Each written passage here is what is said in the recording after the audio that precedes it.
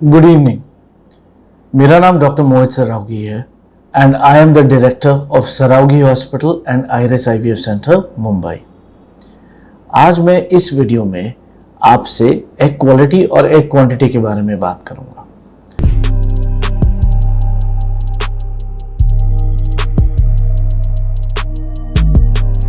Now जो भी couple pregnancy के लिए ट्राई कर रहा है उनको ये समझना जरूरी है कि प्रेगनेंसी के लिए केवल 4 चीजें मायने रखती हैं।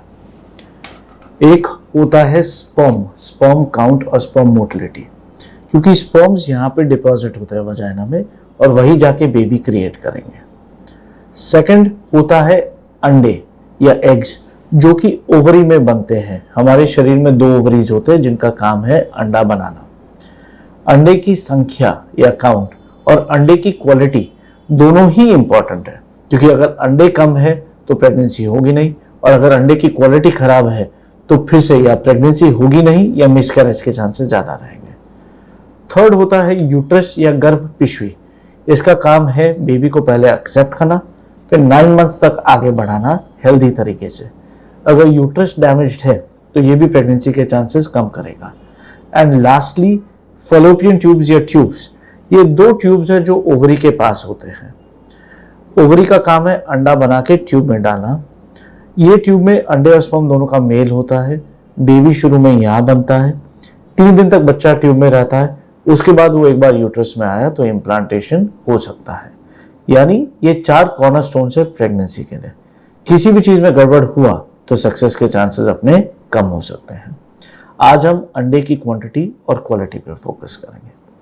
नाउ जैसे लेडी की उम्र बढ़ते जाती है, अंडे की क्वांटिटी और अंडे की क्वालिटी दोनों ही कमजोर हो जाते हैं। अंडे की क्वालिटी एक ऐसी चीज है जो ना ब्लड टेस्ट ना सोनोग्राफी से मेजर की जा सकती है। अनलाइक स्पर्म टेस्ट जहां पे हम सैंपल कंटेनर में दे सकते हैं और माइक्रोस्कोप के नीचे तुरंत स्पर्म की स्टडी कर सकते हैं, अंडे शरीर के अंदर ही बनते हैं, अंदर ही फूटते हैं। तो जब तक हम आईवीएफ ट्रीटमेंट नहीं करते या एग बाहर नहीं निकालते, अंडे की क्वालिटी का कोई स्टडी नहीं होता। बट हमें ये पता है कि कुछ कंडीशंस में अंडे की क्वालिटी कमजोर होती है और इसके लिए हम प्रिवेंटिव एक्शन ले सकते हैं। बट अंडे की क्वांटिटी एक ऐसी चीज है जो सोनोग्राफी और ब्लड टेस्ट से मेजर कर सकते हैं। यानी हर पेशेंट जो हमारे पास पहले चेकअप या कंसल्टेशन के लिए आता है, उनके अंडे की क्वांटिटी का असेसमेंट किया जाता है सोनोग्राफी के माध्यम से और ब्लड टेस्ट के माध्यम से। इसके लिए एक सिंपल ब्लड टेस्ट होता है जिसको बोलते हैं AMH। एक बार हमने ये ब्लड टेस्ट किया तो ये हमें बताता है कि अंडे की संख्या नॉर्मल है कि नहीं।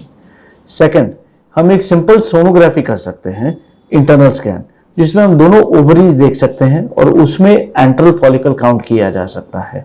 मतलब हम ओवरी में गिन सकते हैं कि एक एक ओवरी में अंडे कितने हैं और इसके बेसिस पे हम असेस कर सकते हैं कि ये पेशेंट के लिए नॉर्मल है कि नहीं है। नाउ फर्स्ट थिंग्स फर्स्ट, हमें ये डिस्कस करना है कि किस कंडीशंस में अंडे कम होंगे या अंडे कमजोर होंगे। सबसे कॉमन है इंक्रीजिंग एज। जैसे लेडी की एज 35 के ऊपर होती है, अंडे की संख्या भी कम होती है, अंडे की क्वालिटी भी कमजोर होती जाती है। सेकंड, कुछ कंडीशंस है जिसमें अंडे की क्वालिटी कमजोर होती है, जैसे एंडोमेट्रियोसिस और PCOD। थर्ड, अगर लेडी का कभी भी ऑपरेशन हुआ है ओवरीज पे, चाहे सिस्ट रिमूवल हो या कुछ भी हो, तो इन पेशेंट्स में इनवेरिएबली अंडे की संख्या कम होती है। हम अज्यूम करते हैं कि ओके, अगर लेडी की उम्र 35-40 के ऊपर है तो ही अंडे कम होंगे। ये सच नहीं है। ऑलमोस्ट 5% पॉपुलेशन में प्रीमैच्योर ओवेरियन फेलियर होता है। हमारे क्लिनिक या OPD में रोज कोई ना कोई पेशेंट आता है जो उम्र में 30-32 साल की होगी, पर जब हम सोनोग्राफी करते हैं तो देखते हैं कि उनके ओवरी की एज ऑलमोस्ट 39 या 40 है। यानी अंडे इतने कमजोर हो चुके हैं कि अगले 1 या 2 साल में इनकी फर्टिलिटी खत्म हो जाएगी।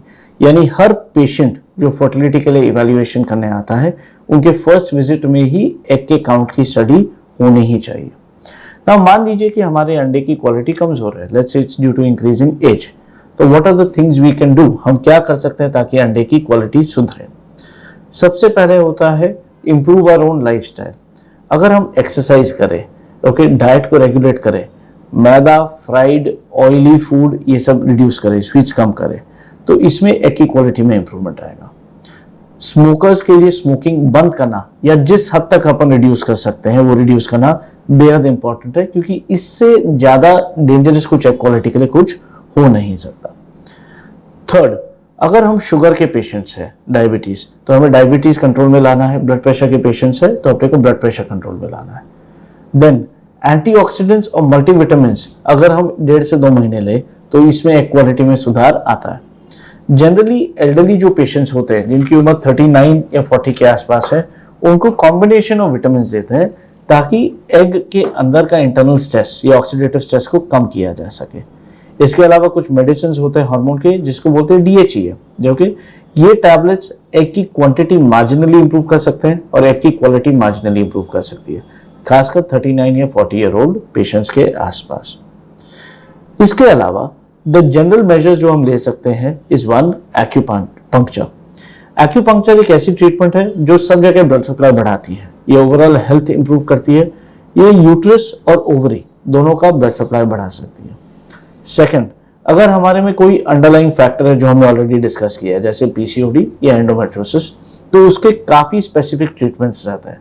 PCOD पेशेंट्स में अक्सर इंसुलिन सेंसिटाइजर्स यानी डायबिटीज की मेडिसिन दी जाती है क्योंकि ये एग क्वालिटी इंप्रूव करते हैं। एंडोमेट्रियोसिस पेशेंट्स में अगर सिस्ट या गांठ है तो कई बार सर्जिकली उसको निकालना पड़ता है IVF ट्रीटमेंट के लिए बढ़ने के लिए। नाउ लास्ट और सबसे चैलेंजिंग केस ये होता है जिनमें एग की काउंट बहुत कम है, बहुत कमजोर है, बट पेशेंट की फिर भी इच्छा है कि हमें अपने ही एग से प्रोसीजर चाहिए, यानी उनको बाहर का एग बिल्कुल नहीं चलेगा। तो इनमें 2 या 3 ऑप्शंस होते हैं हमारे पास। इसके लिए सबसे पहले एक नया ट्रीटमेंट निकला है जिसको बोलते हैं ओवेरियन रिजुवेनेशन। इसका ऑब्जेक्टिव यह है कि हमारे को ओवरी के बाहर के सरफेस में कॉर्टेक्स में ग्रोथ फैक्टर्स इंजेक्ट करने हैं। ये ग्रोथ फैक्टर्स से एग्स की जो संख्या है या जो अंदर सप्रेस्ड या दबे हुए अंडे हैं वो कई बार एक्टिवेट हो जाता है। इससे ज्यादा अंडे मिलने की गुंजाइश है, अंडे की क्वालिटी सुधारने की गुंजाइश है ना। ये जो ग्रोथ फैक्टर्स है ये पेशेंट के खुद के ब्लड से एक्सट्रैक्ट किया जाता है और इसको बोलते हैं PRP, यानी पेशेंट को ब्लड सैंपल देने सेंटर पे आना रहता है, फिर लैब में प्रोसेसिंग करके वो ब्लड में से हम ग्रोथ फैक्टर्स निकालते हैं, फिर ये ग्रोथ फैक्टर्स को हम ओवरी में इंजेक्ट करते हैं। ये दोनों ही ओवरीज में इंजेक्ट किए जाते हैं। इंजेक्शन के 2 तरीके रहता है। एक होता है दूरबीन के ऑपरेशन के जरिए जिसको हम बोलते हैं लैप्रोस्कोपी, यानी पेशेंट के नाभि से चीरा मार के एक टेलीस्कोप अंदर डालते हैं, ये 1 सेंटीमीटर का चीरा होता है, फिर वहां से हम ओवरी को पकड़ के ओवरी के कॉर्टेक्स यानी बाहर के सरफेस के नीचे ग्रोथ फैक्टर सब जगह इंजेक्ट कर देते हैं। इसका पूरी तरीके से असर आने में 2 से 3 महीने लगते हैं। यदि हमें नाभि से ऑपरेशन नहीं करना है तो ये सोनोग्राफी के सहायता से भी किया जा सकता है। इसमें हम इंटरनल सोनोग्राफी करके जैसे अंडे निकालने के लिए हम सुई ओवरी में डालते हैं वैसे ही ये सुई ओवरी में डाल के ड्रग इंजेक्ट कर देते हैं। अगेन 2 से 3 महीने में इसमें कुछ ना कुछ अपने को बेनिफिशियल इफेक्ट दिखेगा। एक बार ये किया गया है तो हम 2 या 3 महीने बाद पेशेंट का IVF ट्रीटमेंट जल्द से जल्द चालू करते हैं। इन पेशेंट्स में भी अक्सर IVF का ट्रीटमेंट जो होता है वो नॉर्मल ट्रीटमेंट से थोड़ा सा अलग रहता है। इनमें जो ट्रीटमेंट होता है इसको या तो IVF विद पूलिंग बोलते हैं या IVF विद डुअल स्टिमुलेशन बोलते हैं। इसका मतलब है कि पेशेंट्स को अक्सर मल्टीपल साइकिल्स IVF करने पड़ते हैं ताकि हम एम्ब्रियोज बना के एक साथ इकट्ठा कर सके। यानी इनको पहले एक साइकिल में 1 या 2 एम्ब्रियो बनाते, अगले महीने फिर से 1 या 2 एम्ब्रियो बनाते और फिर तीसरे महीने में सारे एम्ब्रियोज इकट्ठा करके एक साथ डालते हैं। इसको बोलते हैं IVF विद पूलिंग। कई बार ये लास्ट रिसोर्ट ऑप्शन रहता है उन पेशेंट्स के लिए जिनको अपने ही एग्स चाहिए बट अंडे बहुत कम बचे हैं और हो सकता है कि अगले 2 से 4 महीने या 5 से 6 महीने में ये अंडे बिल्कुल ही खत्म हो जाएंगे। एंड इसके आगे भी एक स्पेक्ट्रम आता है जिनमें अंडे है ही नहीं, इनमें ना PRP काम करेगा ना विटामिन यानी काम करेंगे। इन पेशेंट्स के अलावा अक्सर केवल एक ही ऑप्शन बचता है, इसको बोलते हैं डोनर एग IVF।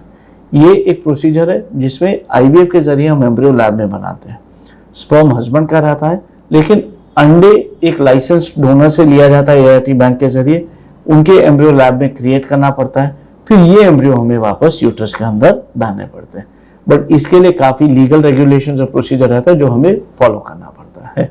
सो इसके साथ आई होप आपको ये वीडियो पसंद आया हो। अगर आया है तो आप चैनल पे जरूर सब्सक्राइब करिए या बेल आइकॉन पे क्लिक करिए। And with that thank you and have a good day.